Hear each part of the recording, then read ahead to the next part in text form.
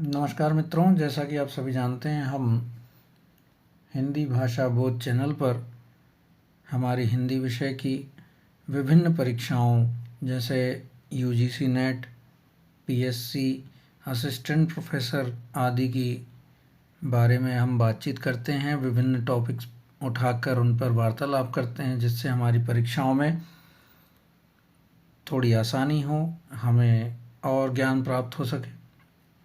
तो इसके अंतर्गत आज हम भारतीय नव जागरण और स्वाधीनता आंदोलन की वैचारिक पृष्ठभूमि, जिसके अंतर्गत हिंदी नव जागरण के बारे में हम बातचीत करेंगे, जो कि हमारी इकाई 4 यूजीसी नेट में पाठ्यक्रम में यह टॉपिक बिंदु है। तो इसको हम बिना समय व्यर्थ किए पढ़ना प्रारंभ करते हैं। नव जागरण से तात्पर्य है एक नए विचार से तात्पर्य होता है नव जागरण, और इसका एक अर्थ और होता है नए तरीके से जागना।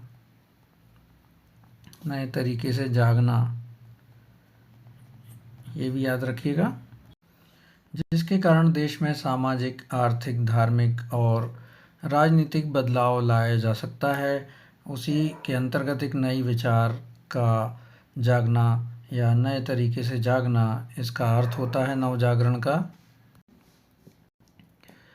किसी देश या समाज की वैचारिकी सुषुप्ति या सोने की अवस्था का अंत जागरण का नवीनतम रूप ही नव जागरण है। आप जानते हैं, हर देश में एक ब्लैंक समय आता है जहाँ पर जनता बिल्कुल सुप्त प्राय हो जाती है, और फिर कुछ महापुरुष आते हैं और उस जनता को अपने भाषणों से, अपनी बोलने की कला से, अपने विचारों से जागृत करते हैं, और वहाँ पे भी उस जनता का नव जागरण करते हैं। नव जागरण के लिए प्रायः कई पर्यायवाची शब्दों का प्रयोग किया जाता है, जैसे पुनर्जागरण, पुनरुत्थान और नवजागृति। ये भी याद रखिएगा, नवजागरण का क्या क्या पर्यायवाची हैं: पुनर्जागरण, पुनरुत्थान, नवजागृति आदि। यूरोप में 14वीं सदी से 17वीं सदी तक होने वाले सामाजिक, आर्थिक, धार्मिक, सांस्कृतिक परिवर्तनों ने नवजागरण की भूमिका निभाई है। अब ये यहाँ पे यूरोप की बात कर रहे हैं। अब हिंदी में पहली बार किस प्रकार से बातचीत की जाती है पुनर्जागरण की या नवजागरण की? 19वीं सदी के समाज सुधार आंदोलन को इतिहासकारों ने रेनेसा नाम दिया है। इसका अर्थ भी वही होता है, पुनर्जागरण। रेनेसा अंग्रेजी का शब्द है जिसका अर्थ होता है पुनर्जागरण। इसी रेनेसा के लिए डॉक्टर रामविलास शर्मा ने नवजागरण शब्द का प्रयोग किया है। आप याद रखिएगा, ये बहुत महत्वपूर्ण बिंदु है। इसी रेनेसा के लिए, रेनेसा अंग्रेजी शब्द है, परंतु इसका अर्थ पुनर्जागरण भी होता है। और यहाँ पर जो हमारे डॉक्टर रामविलास शर्मा हैं, विद्वान हैं, नवजागरण के बारे में ज़्यादातर चीज़ें इन्होंने ही लिखी हैं, तो रामविलास शर्मा ने इसका अर्थ नवजागरण दिया। पुनर्जागरण में दोबारा जागृति का भाव है। पुनर्जागरण में दोबारा जागृति का भाव होता है। जागरण में नई जागृति का भाव है। पुनर्जागरण मतलब दोबारा जागना, नवजागरण मतलब नया जागना, नई जागृति का भाव कहलाता है। भारतीय नवजागरण की शुरुआत बंगाल से हुई थी। ये बहुत महत्वपूर्ण बिंदु है,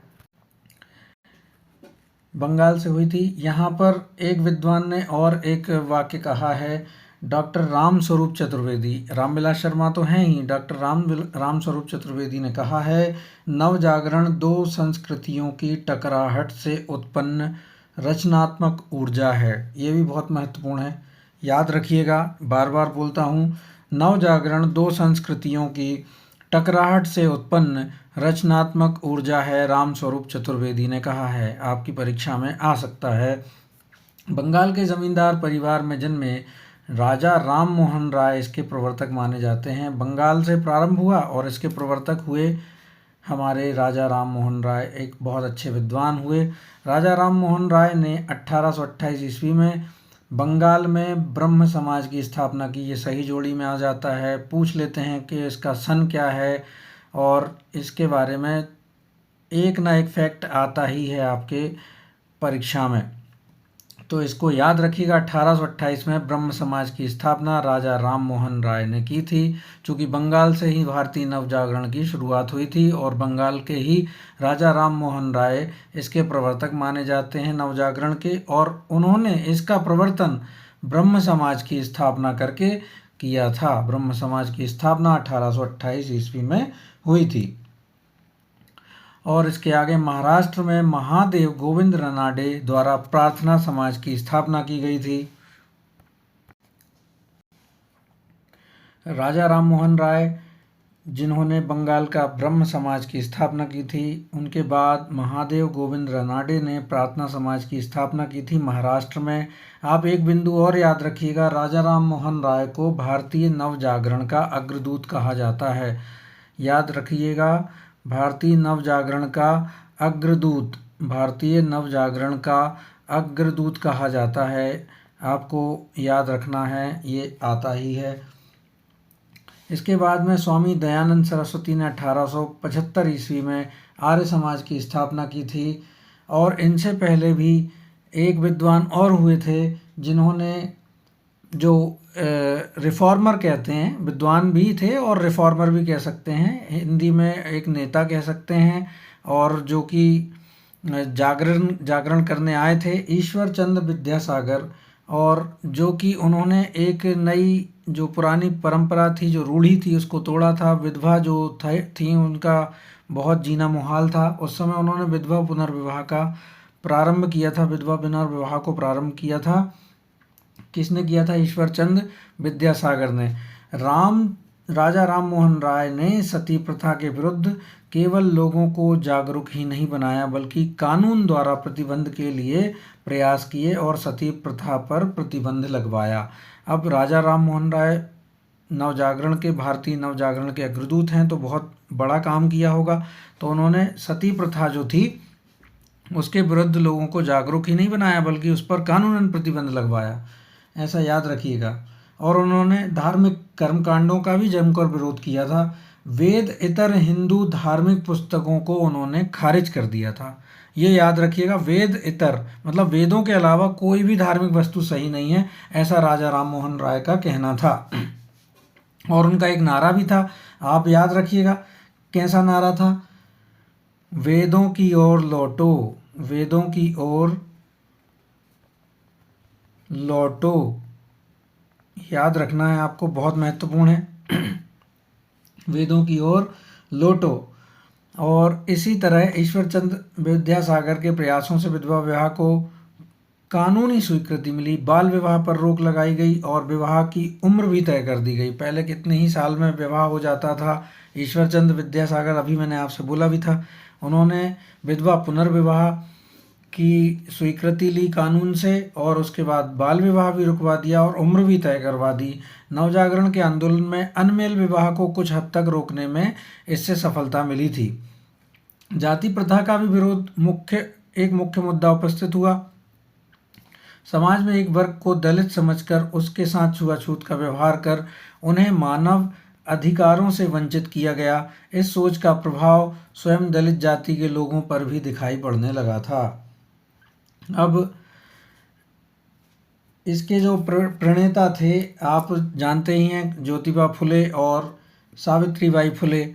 आपको हैरानी होगी, ज्योतिबा फुले जो थे उन्होंने अपनी पत्नी को पहले पढ़ाया था, सावित्रीबाई फुले को। और सावित्रीबाई फुले जो कि एक दलित समाज की मान्यता है उनकी, हालांकि मैं तो ऐसा नहीं मानता, क्योंकि उन्होंने इतना बड़ा कार्य करके गई हैं कि उन्हें एक पर्टिकुलर समाज में बांधा नहीं जाना चाहिए। जो सावित्रीबाई फुले हैं, उन्होंने जो महिला शिक्षा है, सबसे पहले महिला स्कूल खोले थे। आज जो महिलाएं पढ़ रही हैं वो कहीं ना कहीं सावित्रीबाई फुले की भूमिका है उसमें, जो कि बहुत ज़्यादा बड़ी रिफॉर्म कहलाती है उस समय की, कि महिलाओं को पढ़ने का अधिकार उन्होंने दिलवाया, पहले स्कूल खोले। और इसी प्रकार से आपको याद रखना चाहिए ऐसे महान पुरुषों के बारे में। और महान महिलाओं के बारे में। महान पुरुष और महिलाएं नहीं होती हैं, उनके कार्य होते हैं महान। जैसे हमने पढ़ा, राजा राम मोहन राय भारतीय नवजागरण के अग्रदूत रहे हैं। उन्होंने सती प्रथा का प्रतिबंध लगवा दिया। सोचिए आप, उस समय सती जबरदस्ती जला दी जाती थी महिलाएं अपने पति के साथ में। उन्होंने कितना बड़ा रिफॉर्म लेके आए होंगे, कितना बड़ा परिवर्तन लेके आए होंगे, इस जागरण किया होगा इस देश का। ईश्वर चंद्र विद्यासागर ने पुनः विवाह करवाया विधवा महिलाओं का। दयानंद सरस्वती ने जमकर कर्म कांडों का विरोध किया था। वेद इतर जो दयानंद सरस्वती हैं, अभी हमने गलत पढ़ लिया थोड़ा सा, इसको सुधार लीजिएगा। दयानंद सरस्वती ने वेदों की ओर लौटो कहा था, इसको याद रखिएगा। राजा राम मोहन राय ने नहीं कहा था ऐसे। वेदों की ओर लौटो दयानंद सरस्वती ने कहा था। तो इसी प्रकार ज्योतिबा फुले, महाराष्ट्र के ज्योतिबा फुले का नाम सबसे पहले आता है, जिन्होंने अपनी पत्नी सावित्रीबाई फुले के साथ मिलकर जन जागरण का कार्य किया था। पढ़ाई शिक्षा के लिए बहुत ज़्यादा कार्य किया इन लोगों ने। दूसरा महत्वपूर्ण नाम केरल के नारायण गुरु का था, जिन्होंने जाति प्रथा का विरोध किया और आधुनिक शिक्षा के विकास पर बल दिया। केरल के नारायण गुरु, इनको इसलिए याद रखिएगा क्योंकि ज़्यादातर समय ज्योतिबा फुले और सावित्रीबाई फुले के प्रश्न किए जा चुके हैं। अब नारायण गुरु के विषय में भी प्रश्न हो सकते हैं, इसलिए आपको याद रखना है। तमिलनाडु की द्रविड़ आंदोलन में भी विभिन्न जातियों के उत्थान के लिए जन जागृति का कार्य किया गया था। नव जागरण के अग्रदूतों ने दूसरा महत्वपूर्ण काम शिक्षा का प्रसार किया है। आप याद रखिए, सबसे ज़्यादा ज़रूरी किसी भी देश के लिए शिक्षा है ही। सबसे पहले तो जन जागरण किया, उनको मुख्य धारा में लाने की कोशिश की, फिर उसके बाद उनको सबसे ज़्यादा ज़रूरी चीज़ दी, सबसे ज़्यादा ज़रूरी घटक दिया समाज को डेवलप करने के लिए, शिक्षा। इसके लिए नए तरह के संस्थान स्थापित किए गए। स्त्री शिक्षा प्रदान करने के लिए लड़कियों के लिए स्कूल खोले गए। इस क्षेत्र में ईश्वर चंद्र विद्यासागर और महाराष्ट्र के ज्योतिबा फुले का योगदान सर्वाधिक महत्वपूर्ण है। जैसा कि मैंने आपको बताया, ईश्वर चंद्र विद्यासागर और महाराष्ट्र के ज्योतिबा फुले का योगदान सबसे ज़्यादा महत्वपूर्ण है महिला शिक्षकों के लिए, महिलाओं की शिक्षा के लिए। फुले ने सत्यशोधक मंडल नामक सामाजिक संस्था को स्थापित किया। अब ये भी याद रखिए, ये एक महत्वपूर्ण है बिंदु। सत्यशोधक मंडल, सत्यशोधक समाज की स्थापना किसने की थी? तो ज्योतिबा फुले ने की थी। नवजागरण के दौरान कई पत्र पत्रिकाएं प्रकाशित की गईं। नवजागरण ने मानव जीवन को केंद्र से हटाकर मानव और उसके लौकिक हितों को केंद्र में रखा। पहले तो मानव था, फिर उसके बाद में मानव जीवन रखा गया, फिर मानव जीवन के कैसे उच्च स्तर का किया जाए, उसका उन्नयन कैसे किया जाए, फिर उसके बाद उसके हितों का भी ध्यान रखना जाने लग गया। इस नवजागरण के कारण यह एक महत्वपूर्ण प्रस्थान बिंदु था। मानव और उसके लौकिक हितों को केंद्र में रखा गया। नवजागरण आंदोलन के कारण जो नवीन चेतना जागृत हो रही थी, उसने साहित्य पर भी गहरा प्रभाव डाला। इस दौर के लेखकों ने भारत की आधुनिक भाषाओं में नवजागरण के दौर के सामाजिक और राष्ट्रीय मुद्दों को अपने साहित्य का विषय बनाया। साहित्य जो भी लिखा जा रहा था उस समय, जो सामाजिक और राष्ट्रीय मुद्दे थे, उनको केंद्र में रखकर साहित्य लिखा जाने लग गया, जिसको लोगों ने पढ़ा और समाज में व्याप्त जो सुप्तावस्था थी वो धीरे धीरे जागृत होने लगी। पश्चिमी साहित्य के संपर्क में आने से प्रेस की स्थापना ने साहित्य में गद्य की नई विधाओं जैसे उपन्यास, कहानी, निबंध आदि की रचना करने की प्रेरणा दी। नाटक की पुरानी विधा जो मध्य युग में शिथिल पड़ गई थी, उसका पुनरुद्धार हुआ। नाटक संस्कृत के समय पे था, फिर उसके बाद बीच में बिल्कुल शांत हो गया था। नाटक का जो भी प्रगति जो थी वो रुक गई थी, नाटक करे जाने बंद हो गए थे। आप जैसे ही जानते ही हैं कि बिल्कुल सुप्तावस्था में आ गया था पूरा समाज, तो फिर वो कार्य कैसे करेगा। इसीलिए धीरे धीरे पश्चिमी साहित्य के संपर्क में आने से प्रेस की स्थापना हुई, फिर धीरे धीरे उपन्यास, कहानी, निबंध आए और नाटक पर भी जोर पकड़ने लग गया। नाटक को लिखने वाले भी आगे आने लग गए। 19वीं शताब्दी में भारतीय समाज संक्रमण के जिस तीव्र दौर से गुजरा उसे कुछ चिंतक पुनर्जागरण कहते हैं। 19वीं शताब्दी जो था उसे पुनर्जागरण कहा जाता है। कुछ चिंतकों के द्वारा उसे पुनर्जागरण कहा जाता है, तो कुछ पुनरुत्थान कहते हैं, कुछ इसे नवजागरण भी कहते हैं। ये सभी शब्द इतिहास के प्रति विशेष दृष्टिकोण प्रकट करते हैं। अब नवजागरण का अर्थ किस प्रकार से लिया जाता है वो हम देख लेते हैं। नवजागरण किसे कहते हैं? नए तरीके से जागना। इसमें निहित है कि पहले भी हम जगे थे, मगर अब जागने की दृष्टिकोण को बदलना होगा। समय समय पर सभ्यताएं उठती हैं, फिर सभ्यताएं नष्ट होती हैं, पतन हो जाता है उनका, फिर दूसरी सभ्यताएं उठती हैं। ऐसा हमारी पृथ्वी पर कई वर्षों से होता रहा है, कई सालों से, कई हजारों सालों से होता रहा है। सभ्यताएं उठती रही हैं, सोती रही हैं, पतन होता रहा उनका, और धीरे धीरे नई सभ्यताओं ने जन्म लिया है।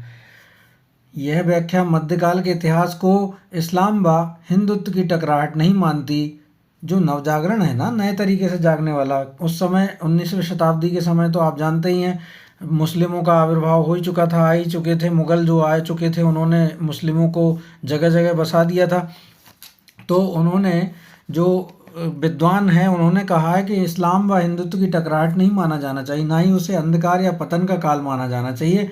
डॉक्टर रामविलास शर्मा जैसे चिंतकों ने 19वीं शताब्दी के सुधार आंदोलनों की व्याख्या हेतु इसी शब्द को उचित माना है। अभी हमने ऊपर पढ़ा था, नवजागरण सबसे उचित शब्द माना है। किसने माना है? रामविलास शर्मा ने।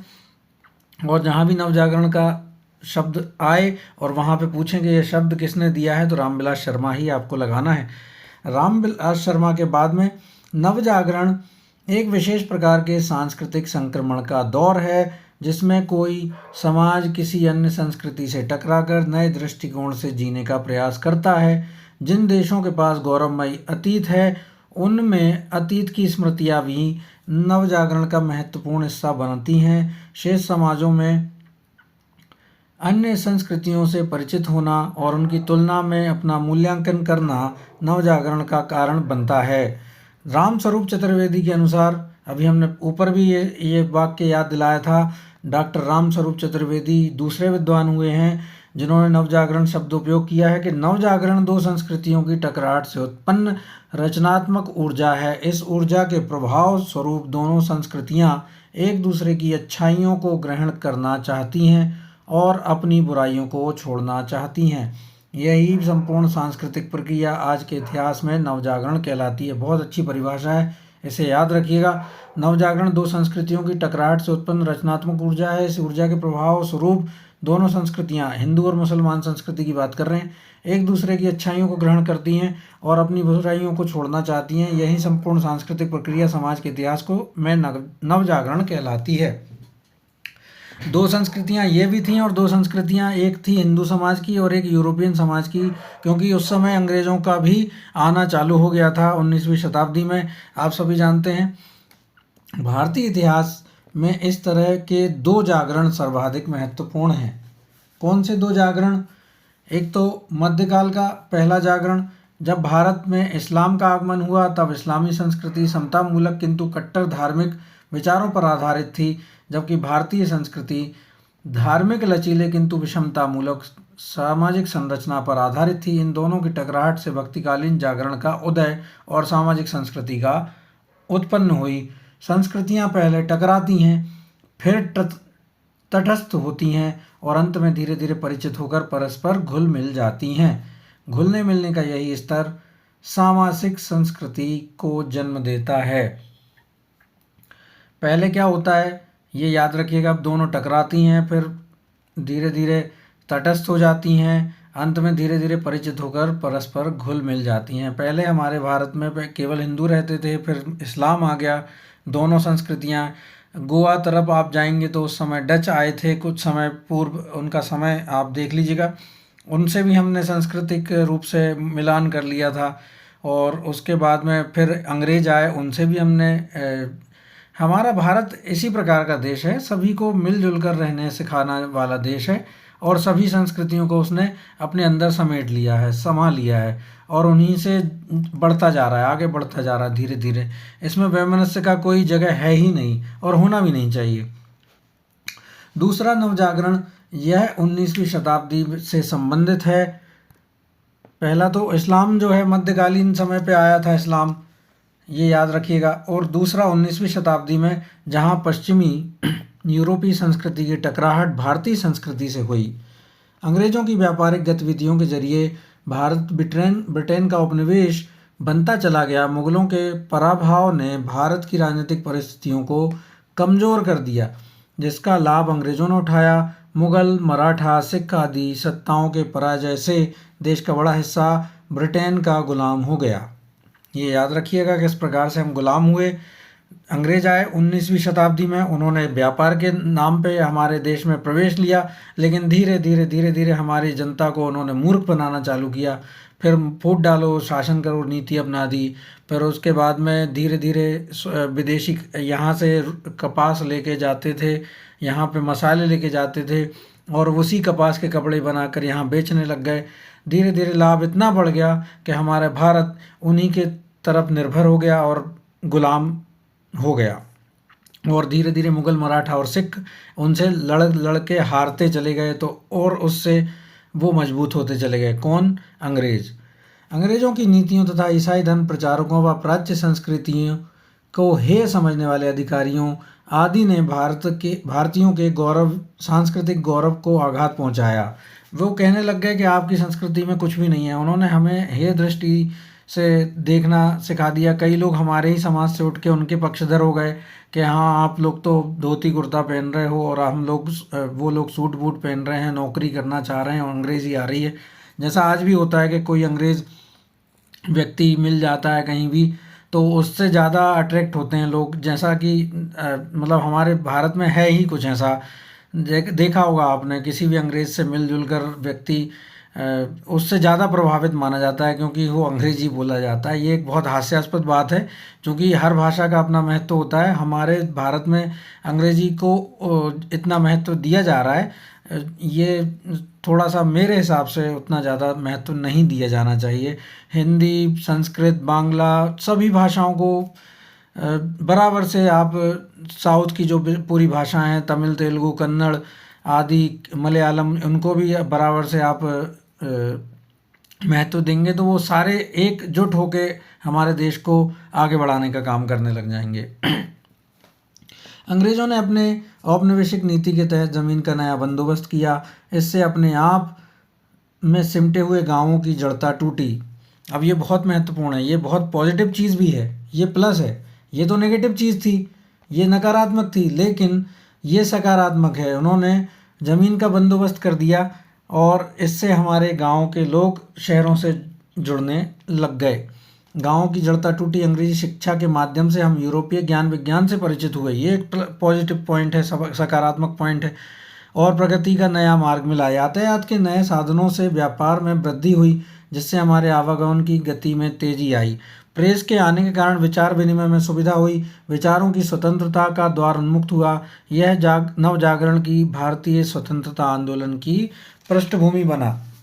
अब आप जानते हैं कि कोई भी संस्कृति, कोई भी विचारक, कोई भी धर्म, कोई भी, सारे प्लस माइनस लेके ही चलते हैं, सारे सकारात्मक और नकारात्मक पॉइंट्स ही लेके चलते हैं। अंग्रेज़ों की नीतियों ने बहुत नुकसान किया हमारी संस्कृति का, लेकिन उन्होंने ज़मीन की बंदोबस्त व्यवस्था की, गाँवों की जड़ता तोड़ दी। उसके ज्ञान विज्ञान, जब अंग्रेज़ी शिक्षा आई तो हम लोगों ने, जो नए नए पढ़ने लिखने वाले थे, उन्होंने विदेशी साहित्य पढ़ना चालू किया और बंगाल में सबसे पहले विदेशी साहित्य पढ़ा गया।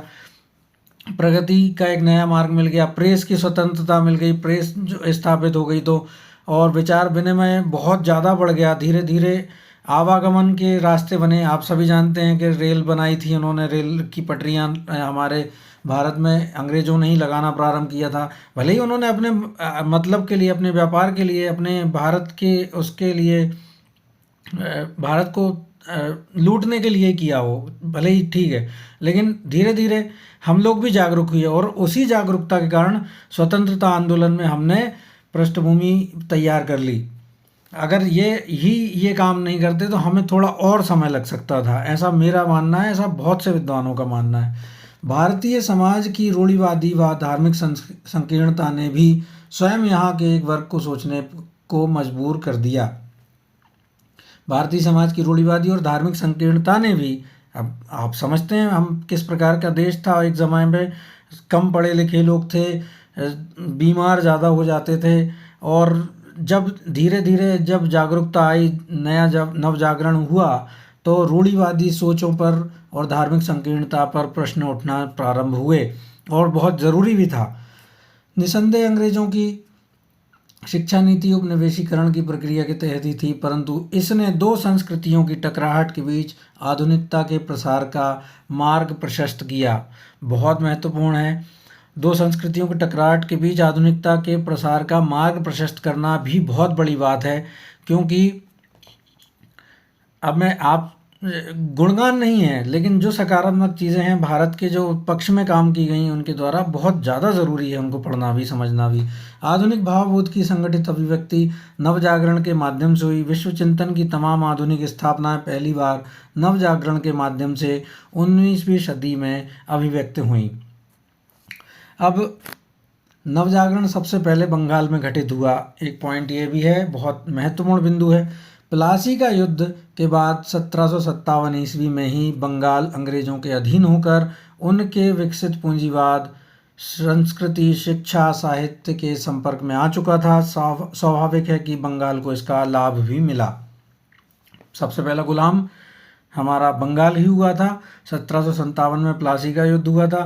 उसी के अंतर्गत फिर पूंजीवादी व्यवस्था का आधार बन गया हमारे भारत का, उनके लिए बना था, लेकिन उससे हमें लाभ मिला, पढ़ने लिखने का समय मिला, लोगों में जागरूकता भी आई। सामाजिक धार्मिक सुधार आंदोलन नवजागरण परंपरा और संस्कृति को वैज्ञानिक तर्क विधान व सामाजिक राजनीतिक अभिप्रायों से जोड़ने वाली चेतना है। इसका सीधा प्रभाव भारत पर पड़ा। यही कारण है कि भारत में नवजागरण का सबसे महत्वपूर्ण प्रभाव विविध सामाजिक धार्मिक सुधार आंदोलन के रूप में देखा जा सकता है। ये आंदोलन बुद्धि व तर्क पर केंद्रित थे, आस्था व कोरी भावुकता पर नहीं। अब ये याद रखिएगा, सामाजिक धार्मिक सुधार आंदोलन धार्मिक सुधार है। कई रूढ़ियाँ रहती हैं, कई समस्याएं रहती हैं धर्म में, उनको उन्होंने कोरी भावुकता से हटकर तर्क और बुद्धि का केंद्र बनाया कि ये सही चीज़ है और ये गलत है, ऐसा प्रश्न करना प्रारंभ किया। इन्होंने भारतीय समाज में नारी व निम्न जातियों की शोचनीय स्थिति का विरोध करना प्रारंभ किया, जहां सती प्रथा, बालिका शिशु हत्या, ये आप आज भी देखते हैं, बहुत कम हो गई है परंतु, लेकिन सती प्रथा और बालिका शिशु हत्या इतनी ज़्यादा थी उस समय कि महिलाएं, बच्चियां बहुत कम हो गई थी भारत में। जैसी विरोधी परंपराएं व्याप्त थीं, वहीं निम्न जातियों को छुआछूत और सामाजिक आर्थिक शोषण का शिकार होना पड़ा। अब वहाँ पे आप सभी जानते ही हैं, छुआछूत और सामाजिक आर्थिक शोषण भी होता था।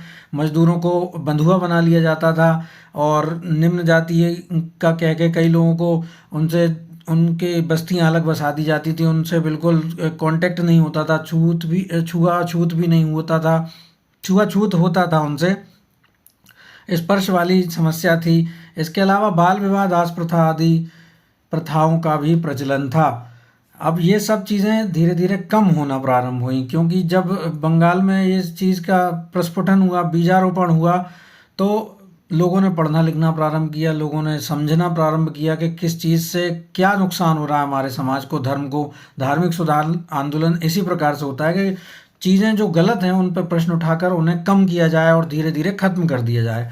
समाज में व्याप्त सभी बुराइयां धार्मिक संरचना से जुड़ी हुई थी, इसलिए भारतीय संरचना में परिवर्तन लाने के लिए धार्मिक ढांचे में परिवर्तन लाना जरूरी था। समाज सुधारकों ने धर्म का मानवतावादी और उपयोगितावादी दृष्टिकोण प्रस्तुत किया। इन आंदोलनों का मुख्य उद्देश्य सुधारात्मक परिवर्तन था, संरचनात्मक परिवर्तन नहीं। इसको समझने का प्रयास कीजिए। सुधार करने का था, जो रूढ़ियाँ थी उन्हें सुधार करा जाए, उनको ख़त्म किया जाए, जिससे इस धर्म में सुधार हो जाए, जो जो रूढ़ियाँ हैं वो बंद हो जाएं और सुधार की तरफ हमारा धर्म बढ़े। संरचना में कोई परिवर्तन नहीं होना चाहिए। जिस प्रकार से धर्म चल रहा था, जिस प्रकार से संरचना थी उसकी, उसमें कोई परिवर्तन नहीं था। जो व्यवस्था थी वो वैसी की वैसी रहेगी, बस जो रूढ़ियाँ हैं उनको चेंज करना था। इन आंदोलनों के तरीकों में लोगों को जागरूक करना, सामाजिक कार्य करना, विधि कानून के माध्यम से सुधार करना शामिल था। अब इन्होंने जागरूक किया, सामाजिक कार्य भी करने प्रारंभ किए, पढ़ना पढ़ाना प्रारंभ कर दिया, गरीबों को शिक्षा देना प्रारंभ कर दिया और उनसे छुआछूत बंद करना प्रारंभ किया। विधि कानून के माध्यम से सुधार करना प्रारंभ किया कि अगर आपके साथ कोई शोषण हो रहा है तो कानूनन इसका सहारा लीजिए। उनको जागरूक करना प्रारंभ किया। राजा राम मोहन राय को भारतीय नवजागरण का अग्रदूत माना जाता है। ये हमने अभी भी पढ़ा था, फिर से पढ़ लेते हैं। इनके प्रयासों से सती प्रथा पर प्रतिबंध लगाया गया। ईश्वर चंद्र विद्यासागर ने विधवा पुनर्विवाह के लिए महती भूमिका निभाई।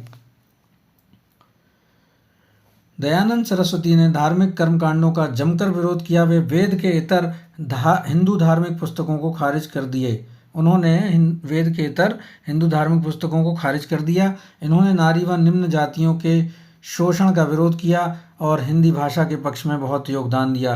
ज्योतिबा फुले और सावित्रीबाई फुले ने जाति उत्पीड़न के विरोध में आवाज़ उठाई। अब देखिए यहाँ पर फिर से एक बार दयानंद सरस्वती का नाम वेद से जोड़ा गया है। वेदों की ओर लौटो इन्होंका ही नारा था, ये याद रखिएगा। और यहाँ पर ज्योतिबा फुले और सावित्रीबाई फुले जो पति पत्नी थे, उन्होंने जाति उत्पीड़न के विरोध में आवाज़ उठाई और शिक्षा का भी प्रसार किया। सभी सामाजिक सुधारक कर्मकांड विरोधी, आधुनिक शिक्षा और पुरानी परंपराओं के समर्थक और सामाजिक अत्याचार के विरोधी थे। जितने भी समाज सुधारक थे उस समय के, उन्होंने कर्मकांड विरोध किया, आधुनिक शिक्षा को बढ़ावा दिया और पुरानी परंपराओं के समर्थक थे और सामाजिक अत्याचार के उन्होंने विरोध किया। भारतीय नवजागरण से संबद्ध महापुरुषों ने अपनी अस्मिता की प्रतिष्ठा तथा जनता में जागरूकता के लिए भारतीय संस्कृति का आधार ग्रहण किया। राजा राम मोहन राय ने उपनिषदों का सहारा लिया। विवेकानंद ने अद्वैत वेदांत का सहारा लिया। स्वामी दयानंद सरस्वती ने वेद का, तिलक और गांधी ने गीता का। अब किस किस ने क्या क्या सहारा लिया जिससे हमारा समाज में धर्म की और भारतीय संस्कृति का पुनरुत्थान हो और धर्म सुधार की तरफ बढ़े और अच्छे से अच्छे कार्य हो सकें। तो राजा राम मोहन राय ने उपनिषदों का सहारा लिया था। विवेकानंद का अद्वैत वेदांत निकल के आया उसी समय। स्वामी दयानंद ने वेद का, सरस्वती ने वेद का सहारा लिया। तिलक और गांधी ने, लोकमान्य बाल गंगाधर तिलक और मोहनदास करमचंद गांधी ने गीता का सहारा लिया। इसके आधार पर उन्होंने धार्मिक भेदभाव, ऊंच नीच, छुआछूत, बाह्य आडंबर, जाति पाति का जमकर विरोध किया। स्पष्ट है कि उनके विचारों को नई दिशा देने का कार्य अंग्रेजी उपनिवेशवाद तथा तत्कालीन समाज की ज्वलंत समस्याओं ने किया था। अब नवजागरण का इतना सारा काम करेंगे तो कुछ प्रभाव भी होगा। तो नवजागरण का प्रभाव निकल के आया। नवजागरण के आधुनिक भावबोध ने लोगों को जागरूक किया। लोगों ने अंग्रेजों के उत्पीड़न को भी समझना प्रारंभ कर दिया। अब उन्होंने थोड़ा बहुत पढ़ना लिखना प्रारंभ कराया और भारतीयों को थोड़ा बहुत समझना आया तो उन्हें समझ में आया कि हमारा तो बहुत नुकसान हो रहा है, हमें तो बहुत कम फ़ायदा मिल रहा है। हमारे यहाँ सामान, मसाले, हमारे यहाँ से रुई कपास का उत्पादन हो रहा है। हमारे यहाँ जितने भी सकारात्मक चीज़ें हैं, जितनी भी सकारात्मक चीज़ें हैं, वो सारी हमारे देश से जा रही हैं और हमें महंगे दामों में वापस बेच रहे हैं वो लाके। तो तब हमें समझ में आया, और हमें मजदूरी भी बहुत कम मिलती है अंग्रेज़ों की अपेक्षा। तो वहाँ पे उनको समझ में आने लग गया। किसानों ने अपनी दुर्दशा का कारण केवल जमींदारों को मानना छोड़कर अंग्रेज़ों की नीतियों को भी मानना चालू किया। अब किसान उस समय जानते थे कि जमींदारी प्रथा थी। अब जमींदार तो उनका शोषण कर ही रहे थे, लेकिन इनडायरेक्टली अंग्रेज भी उनका शोषण कर रहे थे, यह भी समझ में आने लग गया किसानों को। यही कारण है कि 20वीं सदी में ये आंदोलन राष्ट्रीय आंदोलन से जुड़ गए। अब धर्म सुधार आंदोलन हो गया, नवजागरण हो गया, लेकिन ये आंदोलन धीरे धीरे राष्ट्रीय आंदोलन, राष्ट्रीय भावना जागृत हो गई कि हमें अब इनसे भी निजात चाहिए, हमें इनसे स्वतंत्रता चाहिए, क्योंकि ये हमारा बहुत उत्पीड़न कर रहे हैं। अंग्रेज़ों ने भारत का शोषण आर्थिक संदर्भ में आरंभ किया। शिक्षा और आधुनिक ज्ञान विज्ञान से लैस दादा भाई नौरोजी ने अंग्रेज़ों के आर्थिक नीतियों की पोल खोल दी। दादा भाई नौरोजी ने शिक्षा और विज्ञान से, जब भी प्रश्न बनेगा ज्ञान विज्ञान से, तो दादा भाई नौरोजी का नाम लिया जाता है। तो उन्होंने पढ़ लिख कर विज्ञान से निकाल कर कि ये हमारा किस प्रकार से वैज्ञानिक रूप से नुकसान कर रहे हैं, हमारे छोटी मोटी जो फ़ायदा हो रहा था वो भी नुकसान में जाने लग गया है, मशीनीकरण करने लग गए हैं, लोगों की मजदूरी खा जा रहे हैं। तो वहाँ पे दादा भाई नौरोजी ने उनकी आर्थिक नीतियों की पोल खोल दी कि हमारे देश में कुछ नहीं बचने वाला, पैसा अगर ऐसे इनको रखा तो। लोगों को अपने अधिकार समझ में आने लगे। पत्र पत्रिकाएं निकाल कर विचारों को अभिव्यक्त किया गया। इससे नवजागरण का प्रभाव फैलता चला गया। कई संस्थाओं की स्थापना हुई। इन्होंने भारत के राजनीतिक सामाजिक अधिकारों की मांग को रखना शुरू किया। कांग्रेस की स्थापना इसी का अंतर्गत हुई थी। ये प्रश्न भी बनता है कि कांग्रेस की स्थापना कब हुई, तो 1885 में कांग्रेस की स्थापना हुई। लोगों ने स्वतंत्रता, समानता, भाईचारा के अर्थ को समझा और इन्हीं मूल्यों पर भारतीय स्वाधीनता की लड़ाई भी लड़ी गई। अब उस समय धीरे धीरे जब जागरूक हो गए तो स्वतंत्रता का मूल्य समझा। कब तक हम बंधे रहेंगे, इनके बंधुआ बने रहेंगे, कब तक मजदूरी करते रहेंगे और हम आगे नहीं बढ़ पा रहे हैं, कब तक इनसे छुटकारा मिलेगा। तो धीरे धीरे सभी लोग मिलके रहने लग गए, समानता का भाव भी आने लग गया आपस में, और इस प्रकार से अंग्रेजों से स्वाधीनता की लड़ाई करना प्रारंभ किया गया सभी के द्वारा। इन सब का परिणाम था कि 20वीं सदी के आरंभ से ही राष्ट्रवाद की जो अवधारणा मुकम्मल रूप लेने लगी थी, उसने आगे के स्वतंत्रता समर का मार्गदर्शन किया था। भारतीय संदर्भ में इस आधुनिकता से परिपूर्ण राष्ट्रवाद के उदय को सबसे महत्वपूर्ण माना जा सकता है। स्वदेशी की मांग और स्वदेशी आंदोलन ने इस नव जागरण का पहला परिपक्व रूप देखा जा सकता है। अब धीरे धीरे स्वदेशी के प्रति महात्मा गांधी ने सबके अंदर अलग जगाई, स्वदेशी आंदोलन किया, विदेशी कपड़ों की होली जला दी थी। आप सभी ने पढ़े होंगे बचपन में और अभी भी पढ़ रहे होंगे कि गांधी जी ने किस प्रकार से अंग्रेजों की नाक में दम किया। स्वदेशी की मांग उन्होंने ही बढ़ाई थी, स्वराज की मांग उन्होंने ही की थी।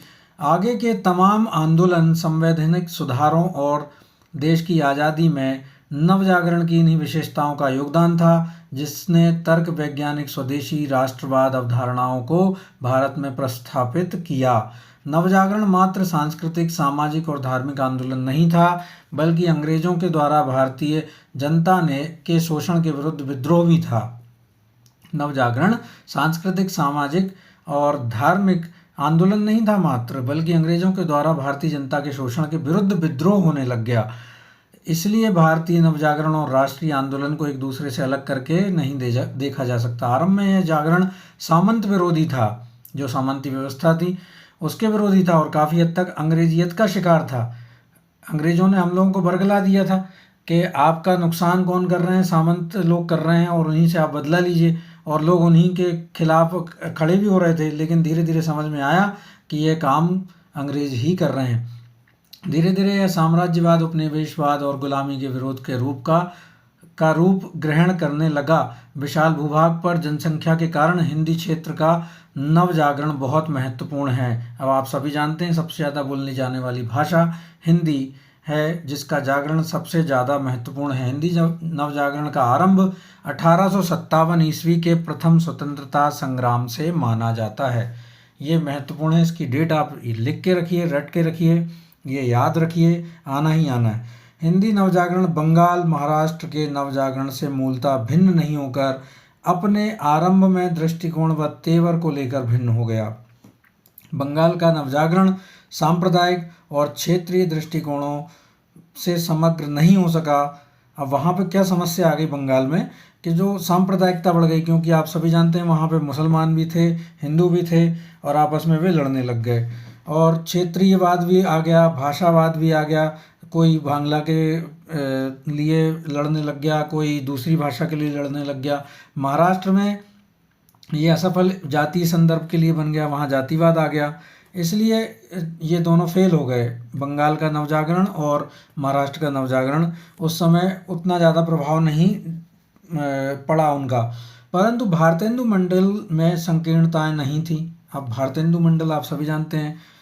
भारतेंदु का प्रसिद्ध निबंध भारत वर्षोन्नति कैसे हो सकती है, इसका प्रमाण है। भारतेंदु हरिश्चंद्र सबसे पहले रचनाकार, सबसे पहली पत्रिका निकालने वाले, याद रखिएगा इनका नाम, क्योंकि ये भारतेंदु मंडल के प्रवर्तक भी रहे हैं। 1850 से 1885, मात्र 35 वर्ष की उम्र में इन्होंने इतना सारा काम करके चले गए कि इनका नाम से भारतेंदु युग ही पड़ गया हिंदी साहित्य में। आत्मचेतस के जिस भाव की अभिव्यक्ति संपूर्ण भारतीय नवजागरण में है, उसका केंद्रीय भाव सांस्कृतिक अस्मिता से संबंधित है। भारतेंदु ने इस आत्मचेतस को समष्टि चेतस की ओर उन्मुख किया। अब ये भारत जो आत्मचेतस की ओर थे, हम सेल्फ डिपेंडेंट थे, सबके बारे में ना सोच के हम केवल अपने बारे में ही ध्यान दे रहे थे। ये भी अच्छी बात है, लेकिन एक समय के बाद जब देश को आज़ाद कराना होता है तो समष्टि, एक समुच्चय के रूप में हमें काम करना पड़ता है, एक बड़े समाज के रूप में काम करना पड़ता है, तब जाके हमारे भारत में किसी भी देश में एक बड़े रूप लिया जाता है राष्ट्रीय आंदोलनों का, और तब जाके हमें आज़ादी मिलती है, हमारा फ़ायदा होता है, पूरे समाज का फ़ायदा होता है, और वर्ग विशेष का फ़ायदा नहीं होता। हिंदी जागरण, हिंदी नवजागरण को 3 चरणों में देखा जा सकता है। कौन से 3 चरण? 1857 ईस्वी का स्वतंत्रता संग्राम पहला जो था, 1857 ईस्वी का स्वतंत्रता संग्राम पहला चरण था। फिर भारतेंदु युग आया, फिर सरस्वती पत्रिका का प्रकाशन और महावीर प्रसाद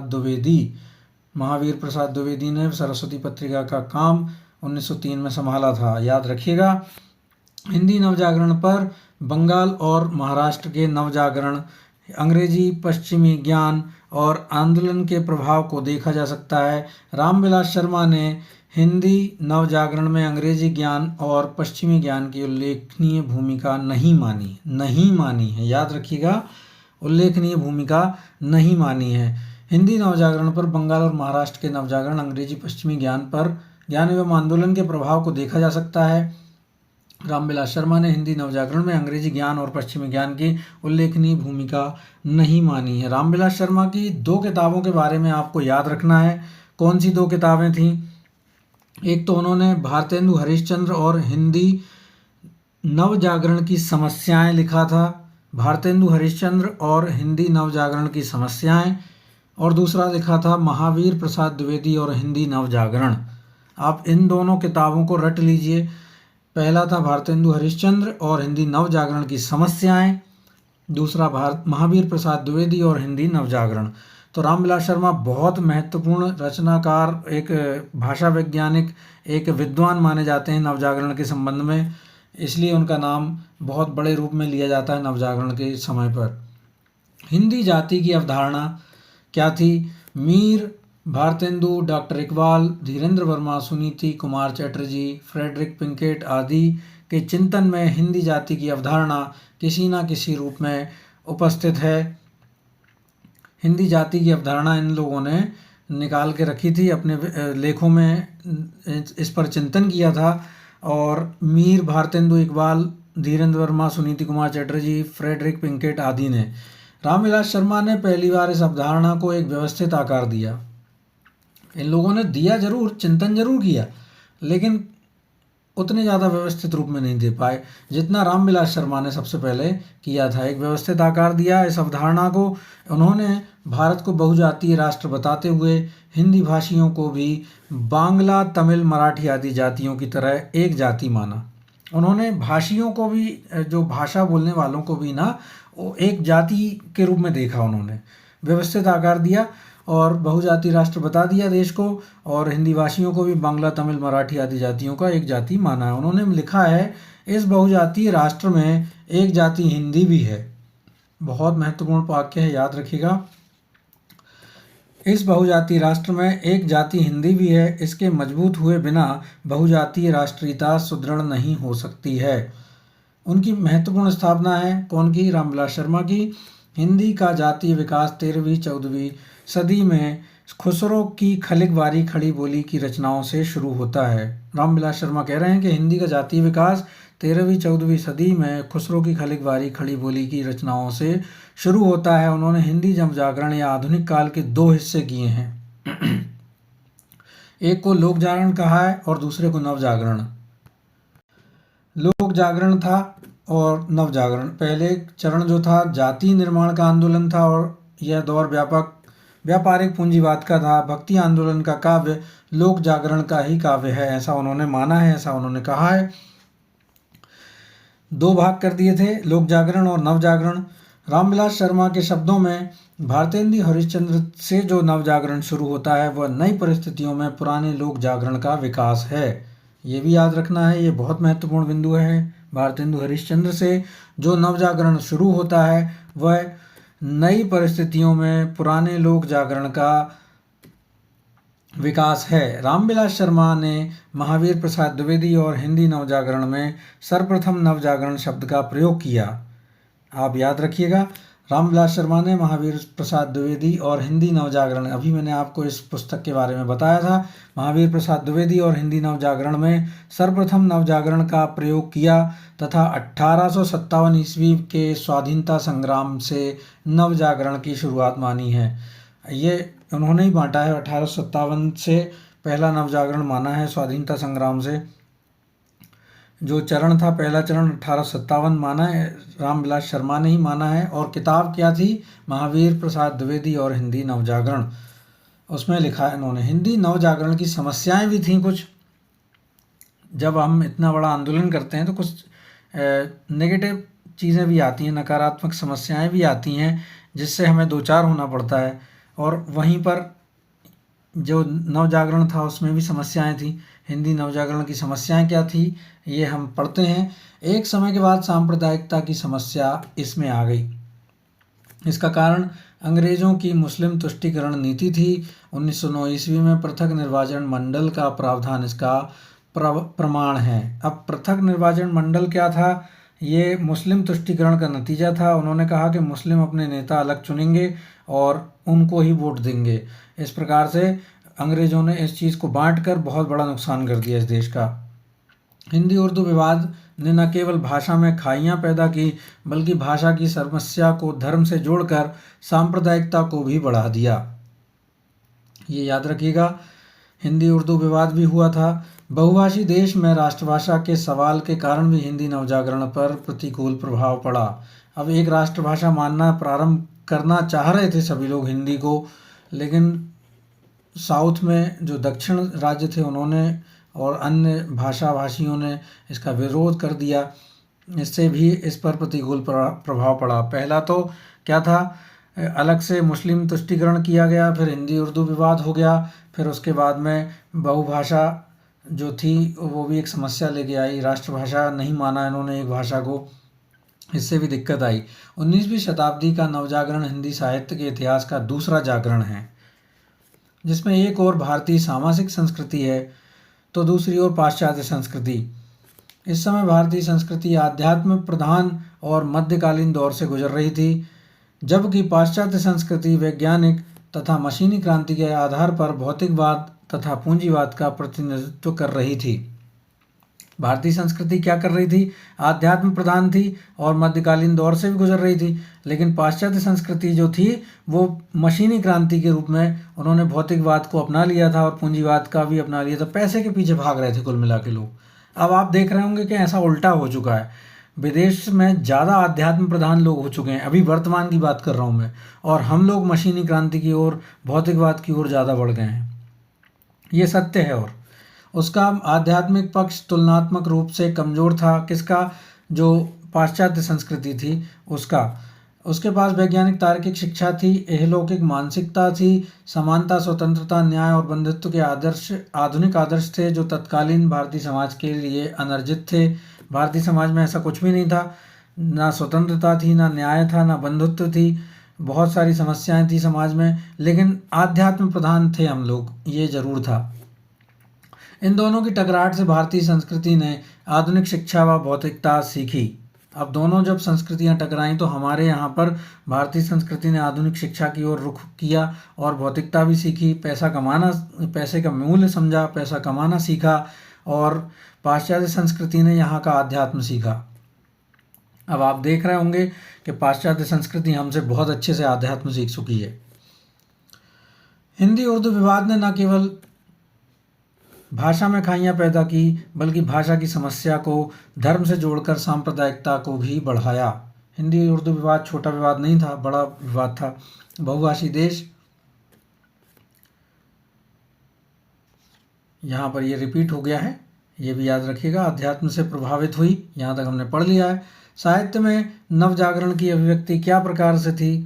किसी साहित्य में नवजागरण की चेतना कुछ विशेष रूप में दिखाई पड़ती है। ये इस प्रकार है। आत्म मूल्यांकन का भाव नवजागरण का केंद्रीय भाव है, क्योंकि दूसरी संस्कृति से परिचित होने पर समाज उसकी तुलना में आत्म मूल्यांकन करता है। जब हम किसी दूसरे संस्कृति वाले से व्यक्ति से मिलते हैं तो हम उससे मिलने के बाद क्या क्या सीख सकते हैं, ये हम बाद में सोचते ज़रूर हैं घर आकर। किसी नए व्यक्ति से, कोई अन्य प्रदेश के व्यक्ति से हम मिलेंगे, अन्य भाषा भाषी से व्यक्ति से मिलेंगे तो उसके अच्छी चीज़ें हम ग्रहण करने का ज़रूर सोचते हैं, अपने घर आके उसका मूल्यांकन करने लग जाते हैं। यहीं पर ऐसा भी दिखाया गया है कि हमने भी नवजागरण में ऐसा ही कुछ किया था। आत्ममूल्यांकन करता है, इसके साथ साथ आत्म आलोचना और आत्म परिष्कार जैसी मानसिकता भी नवजागरण में अनिवार्य रूप से पनपती है, क्योंकि अपनी कमियों की पहचान कर चोट करना तथा कुछ नई चीज़ें सीखना इस स्थिति में स्वाभाविक होता है। अब नवजागरण के इतने ही फायदे नहीं होते, बहुत सारे फायदे होते हैं। ये हमें सिखाता है कि हम किस तरीके से हमारी संस्कृति है उसमें क्या सुधार कर सकते हैं, नवजागरण से दूसरे लोगों की क्या अच्छी चीज़ अपना सकते हैं और उन्हें क्या चीज़ दे सकते हैं। अपने अतीत के प्रति रोमानी बोध भी नवजागरण में सामान्यतः दिखता है, क्योंकि अब हम वर्तमान में भी है ये तो अपने अतीत के बारे में बहुत ज़्यादा सोचना। हमारा अतीत इस प्रकार से था, हम इतने ज़्यादा संपन्न थे, इतना ज़्यादा थे, लेकिन वर्तमान पे ध्यान नहीं देना, इसका नुकसान होता है। सामान्यतः दिखता है क्योंकि समाज को रचनात्मक प्रेरणा देने के लिए ऐतिहासिक व मिथकीय प्रसंग बेहद कारगर भूमिका निभाते हैं। यहाँ इतिहास तटस्थ रूप से नहीं आता, बल्कि एक आदर्श तथा रोमानियत भरे रूप में प्रयुक्त होता है। अब हम जब भी इतिहास सुनाते हैं तो 100% 100% वो सत्य हो इसकी कोई गारंटी नहीं होती। उसमें बीच बीच में बहुत सारी अतिशयोक्ति भी डाल देते हैं कि हमारे राजा ऐसे थे, हमारे यहाँ पे ऐसा इतना पैसा था, इतनी सोना था, इतना चांदी थी, इतना ज़्यादा वो था। ठीक है, अच्छी बात है, था भी भारत में, लेकिन ये तटस्थ रूप में नहीं हो सकता। हम बहुत ज़्यादा उसकी महिमा मंडन कर देते हैं, ये थोड़ी सी समस्या है इस पक्ष में। जो संस्कृति हमारे समक्ष उपस्थित है उसके सकारात्मक तत्वों को ग्रहण करने की चेतना नवजागरण में काफ़ी प्रमुख होती है। 19वीं सदी के नवजागरण में यूरोपीय संस्कृति के जिन तत्वों का प्रभाव दिखता है वे हैं वैज्ञानिक तार्किक शिक्षा, आधुनिक और इहलोकवादी दृष्टिकोण, समानता, स्वतंत्रता, न्याय व बंधुत्व जैसे सामाजिक राजनीतिक आदर्श इत्यादि। जहाँ जहाँ साहित्य में ये तत्व नज़र आते हैं वे सभी बिंदु नवजागरण के रूप में देखे जाते हैं। रामविलास शर्मा की 2 पुस्तकें हैं, इन्हें याद करिएगा, महावीर प्रसाद द्विवेदी और हिंदी नवजागरण, भारतेंदु हरिश्चंद्र, हिंदी नवजागरण की समस्याएं। तो मित्रों, ये थी भारत की नवजागरण और वैचारिक पृष्ठभूमि, भारतीय नवजागरण और स्वतंत्रता आंदोलन की वैचारिक पृष्ठभूमि। आशा है आपको इससे सहायता मिलेगी, और अगर आपको यह मेहनत, यह बातचीत समझ में आए तो इसको लाइक, शेयर और सब्सक्राइब अवश्य कर दीजिएगा इस चैनल को। इस चैनल का नाम है हिंदी भाषा बोध। मैं सुभाष जाटव आपका धन्यवाद करता हूँ इस चैनल को इस सपोर्ट देने के लिए, और आगे आपसे आशा और करता हूँ कि आपका सपोर्ट आपसे ऐसे ही मिलता रहेगा हमें। और इस वीडियो को देखने के लिए, पूरा देखने के लिए बहुत बहुत धन्यवाद।